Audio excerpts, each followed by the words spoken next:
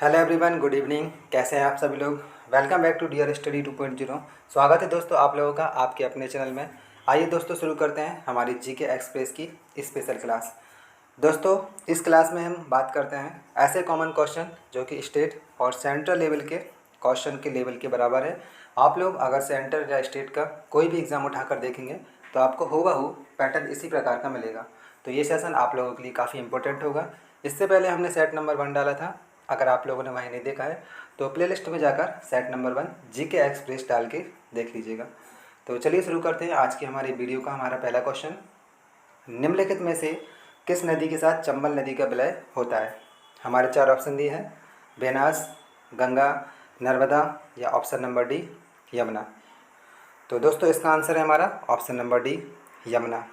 यमुना नदी के साथ चंबल नदी का विलय होता है। अब बात करते हैं दोस्तों चंबल नदी की। तो जैसा कि हमने सेट नंबर 1 में कवर किया हुआ था, चंबल नदी इंदौर के महू के जानापाव पहाड़ी से निकलती है। और वहीं हमारा ऑप्शन नंबर डी यमुना। अगर यमुना की बात करते हैं तो यह यमुनोत्री से निकलती है और प्रयागराज में जाकर गंगा से मिल जाती है। और दोस्तों एक क्वेश्चन काफ़ी इम्पोर्टेंट, गंगा की सबसे बड़ी सहायक नदी तो वह है यमुना। हमारा अगला क्वेश्चन है, भारत का फिल्म और टीवी संस्थान कहाँ पर स्थित है। पुणे महाराष्ट्र, पिंपरी महाराष्ट्र या पेरम्बूर तमिलनाडु या ऑप्शन नंबर डी राजकोट। तो दोस्तों इसका आंसर सभी जानते होंगे, हमारी फिल्म सिटी जो कि option number A Pune Maharashtra में स्थित है। अब बात करते हैं महाराष्ट्र की। तो इसकी राजधानी मुंबई है। यहाँ के मुख्यमंत्री उद्धव ठाकरे और अगर यहाँ के राज्यपाल की बात करते हैं तो भगत सिंह कोश्यारी। दोस्तों मैं आप लोगों को नदी से जुड़े हुए जो भी टॉपिक आएंगे, नदियों से जुड़े हुए जो भी क्वेश्चन आएंगे, मैं उन्हें कवर करने की पूरी कोशिश करूंगा, क्योंकि पेपर में नदियों का उद्गम स्थल जरूर पूछा जाता है।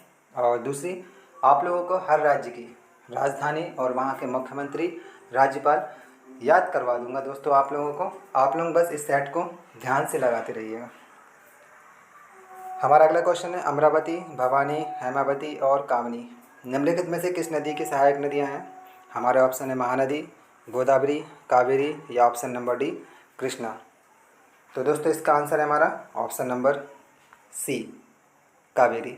ये सारी की सारी नदियां कावेरी नदी की सहायक नदियां हैं। अब बात करते हैं कावेरी की नदी की।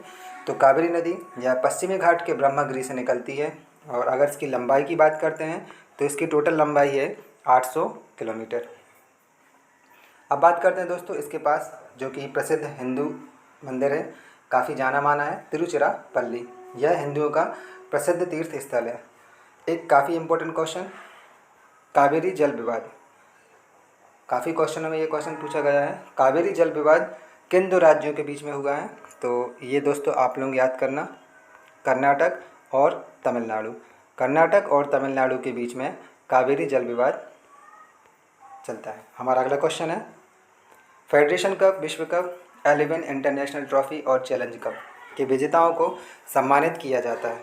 तो दोस्तों सबसे पहले हम लोगों को ये बताना है, अगर हम समझें कि फेडरेशन कप, विश्व कप और 11 इंटरनेशनल ट्रॉफी ये सारी की सारी आपको किस खेल में दी जाती हैं। तो इसका आंसर है हमारा ऑप्शन नंबर डी वॉलीबॉल। अगला क्वेश्चन है, कौन सी प्रायद्वीपीय नदी प्रवाह में सबसे कम मौसमी है। नर्मदा, कृष्णा, गोदावरी या ऑप्शन नंबर डी कावेरी। तो दोस्तों इसका आंसर है हमारा ऑप्शन नंबर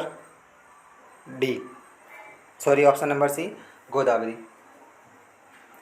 गोदावरी प्राय नदी प्रवाह में सबसे कम मौसमी है। बात करते हैं गोदावरी नदी की। तो यह दक्षिण भारत की प्रमुख नदी है। प्रायद्वीपियों में सबसे बड़ी नदी जो है वह गोदावरी है और इसे दक्षिण गंगा भी कहा जाता है। काफ़ी इंपॉर्टेंट क्वेश्चन है दोस्तों। गोदावरी को दक्षिण गंगा के नाम से भी जाना जाता है, काफ़ी बार पेपर में पूछा जा चुका है। और यह पश्चिमी घाट में त्रियंबक पहाड़ी से निकलती है। निम्नलिखित में से कौन सा बंदरगाह भारत का सबसे पुराना बंदरगाह है। मुंबई पोर्ट, मुंबई बंदरगाह, चेन्नई बंदरगाह, कोलकाता बंदरगाह या ऑप्शन नंबर डी विशाखापट्टनम बंदरगाह। तो दोस्तों इसका आंसर है हमारा ऑप्शन नंबर बी चेन्नई बंदरगाह। चेन्नई बंदरगाह भारत का सबसे पुराना बंदरगाह है। अगला क्वेश्चन, निम्न में से किस स्थान पर अलकनंदा और भागीरथी नदियाँ मिलकर गंगा बनाती हैं? देवप्रयाग, रुद्रप्रयाग, कृष्णप्रयाग या कर्णप्रयाग या विष्णुप्रयाग। दोस्तों ये 4 प्रयाग हैं। आप लोगों को इन चारों के चारों प्रयाग में कौन सी नदियाँ आके मिलती हैं, किनका संगम होता है, ये आप लोगों को याद होना चाहिए। इसकी ट्रिक मैं आप लोगों को कभी दूसरे वीडियो में बनाकर दे दूँगा। काफ़ी आसान सी ट्रिक है, जिससे आप लोगों को इन चारों के चारों प्रयाग के नाम से जितने भी क्वेश्चन बनते हैं आप लोग उनको आसानी से सॉल्व कर सकते हैं। दोस्तों बात करते हैं इसके आंसर की, तो इसका आंसर है option number A, Devprayag. Alaknanda और भागीरथी नदियाँ मिलकर गंगा में देवप्रयाग के नाम से जानी जाती हैं। अगला क्वेश्चन है, निम्न में से कौन सा परमाणु ऊर्जा केंद्र नहीं है? नरोरा, कोटा, चमेरा या काकरापारी। तो इसका आंसर है हमारा option number C, Chamera. Chamera कोई भी परमाणु ऊर्जा केंद्र नहीं है। हमारा अगला क्वेश्चन है, गैलीलियो एक इटालियन खगोल शास्त्री थे जिन्होंने किस चीज़ की खोज की गई थी? दोस्तों ऑप्शन नंबर ए, दूरबीन विकसित की थी, बृहस्पति के 4 उपग्रहों की खोज की थी, या इन्होंने पेंडुलम की गति के एक नियमित समय का। ऑप्शन नंबर डी है हमारा ऑल ऑफ दीज। तो दोस्तों ऑप्शन नंबर डी हमारा राइट है। गैलीलियो ने इन तीनों के बारे में डिस्कवरी खोज की हुई थी। अगला क्वेश्चन है, गर्म पानी अभ्यारण्य कहाँ पर स्थित है?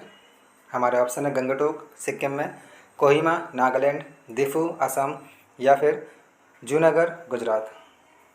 तो गर्म पानी अभ्यारण्य option number C, Diphu Assam राज्य में स्थित है। अब असम की बात करते हैं दोस्तों। असम की राजधानी है दिसपुर और यहाँ के मुख्यमंत्री की बात करते हैं तो हेमंत बिश्वा जी हैं और राज्यपाल जगदीश मुखी हैं। हमारा अगला क्वेश्चन है, प्रथम अफगान युद्ध में कब हुआ था? 1839, 1848, 1843 या 1833। काफ़ी इंपॉर्टेंट क्वेश्चन है ये। प्रथम आंगल युद्ध के नाम से भी जाना जाता है दोस्तों ये क्वेश्चन। तो प्रथम, सबसे पहले मैं आप लोगों को इसका आंसर बता देता हूँ। इसका आंसर ऑप्शन नंबर ए, 1839। अब आपको थोड़ा सा इसके बारे में बताता हूँ दोस्तों। प्रथम अफ़गान आंगल युद्ध जो कि 1839 से लेकर 1842 तक चला हुआ था, और दोस्तों इसके चलने का जो मुख्य कारण था वह अंग्रेज़ों का रूसी साम्राज्य में विस्तार नीति का। अगला क्वेश्चन है हमारा, 1933 में सत्ता में आई हिटलर पार्टी किस नाम से जानी जाती थी? तो इसका आंसर है हमारा option number D, Nazi party. Hitler की पार्टी का नाम नाजी पार्टी था। दोस्तों इस सेट पेपर में आप लोगों को जितने भी सेट पेपर प्रोवाइड किए जाएंगे उसमें आप लोगों के साथ कम बातें की जाएगी, ज़्यादा से ज़्यादा क्वेश्चनों को एक्सप्लेन किया जाएगा और आप लोग इस सेट पेपर से काफ़ी लाभ उठा पाएँ, इसलिए आप लोगों के लिए यह सेट पेपर प्रोवाइड किए जा रहे हैं। हमारा अगला क्वेश्चन है, बंदी प्रत्यक्षीकरण हैबियस कॉर्पस अधिनियम 1679 1679 क्या कहता है? तो सबसे पहले मैं आप लोगों को हैबियस कॉर्पस के बारे में बता दूं। तो जैसा कि दोस्तों हम सभी जानते हैं, हमारे कॉन्स्टिट्यूशन में आर्टिकल 12 से लेकर आर्टिकल 35 तक फंडामेंटल राइट्स दिए गए हैं, जो कि कहाँ से लिए गए हैं? यूएसए, अमेरिका से लिए हुए हैं। उसी में एक आर्टिकल आता है हमारा आर्टिकल नंबर 2, जिसे रिट के नाम से जाना जाता है। तो दोस्तों इस रिट में 5 प्रकार की रिट का वर्णन किया गया है। उसी में से एक रिट है हैबियस कॉर्पस, जिसे बंदी प्रत्यक्षीकरण कहा जाता है।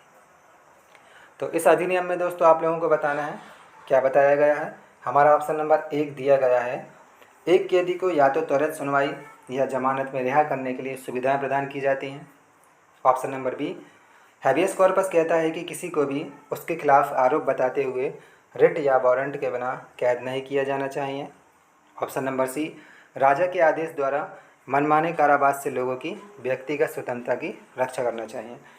तो इसका आंसर है दोस्तों option number D, all of these. बंदी प्रत्यक्षीकरण अधिनियम 1679 में ये तीनों प्रकार की बातों का वर्णन किया गया है।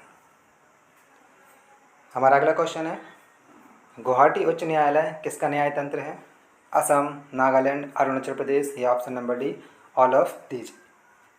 तो दोस्तों इसका आंसर है हमारा option number D, all of these.